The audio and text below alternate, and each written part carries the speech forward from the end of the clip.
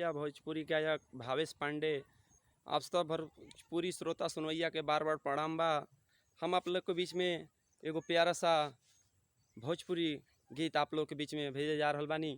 हमें उम्मीद ना पूरा विश्वास बा कि आप सबके ज़रूर पसंद आई तो हमें आप लोगों से रिक्वेस्ट बा कि एगो बार लाइक सब्सक्राइब जरूर कर दे सभे।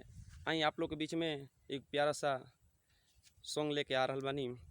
हरे मछरी के जैसे तड़पे जवानी तोहरा से पिया हम सच कहतानी। अरे मछरी के जैसे तड़पे जवानी तोहरा से पिया हम सच कहतानी।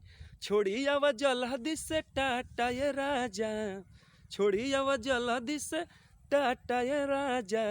चटता जवानी तेल चाटा ये राजा, चटता जवानी तेल चाटा ये राजा।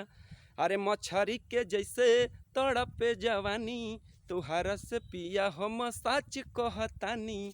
छोड़ी अब जल्दी से टाटा ये राजा, छोड़ी अब जल्दी से टाटा ये राजा। चटता जवानी तेल चाटा ये राजा, चटता जवानी तेल चाटा ये राजा। हमें उम्मीद ना पूरा विश्वास बा कि आप सबके जरूर पसंद आई गाना। आई एक और प्यारा सा साइड सॉन्ग आप लोग के बीच में भेजे जा रहा बानी।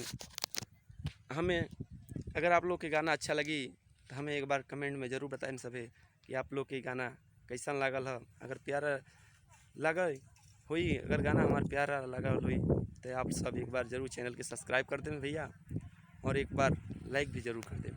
आई हम आप लोग के बीच में एक और भजन भेजे जा रहा बानी। आई अगर भजन बढ़िया लगी, अगर सॉन्ग बढ़िया लगी तो एक बार ज़रूर लाइक सब्सक्राइब कर दे सभी। आई आप लोग के बीच में लेके आ रहा बानी। अरे मन करे छोड़ दीही कोइल पढ़ाई, होला स्कूलिया में बहुते लड़ाई। अरे मन करे छोड़ दीही कोइल पढ़ाई, होला स्कूलिया में बहुते लड़ाई। अरे जन कोनो गट्टा खींच ले बा दुपट्टा हमर जीवा डरा देले बा। अरे धोके कोनो गट्टा खींच ले बा दुपट्टा हमर जीवा डरा देले बा। कि तुहरा अखिया के काजरा ये जान झगड़ा करा देले बा। कि तुहरा अखिया के काजरा ये जान झगड़ा करा देले बा। कि तुहरा अखिया के काजरा ये जान झगड़ा करा देले बा। मन करे छोड़ दीही कोइल पढ़ाई, होला स्कूलिया में बहुते लड़ाई। अरे धोके कोनो गट्टा खींच ले बा दुपट्टा हमर जीवा डरा देले बा। अरे धोके कोनो गट्टा खींच ले बा दुपट्टा हमर जीवा डरा देले बा। कि तुहरा अखिया के काजरा ये जान झगड़ा करा देले बा।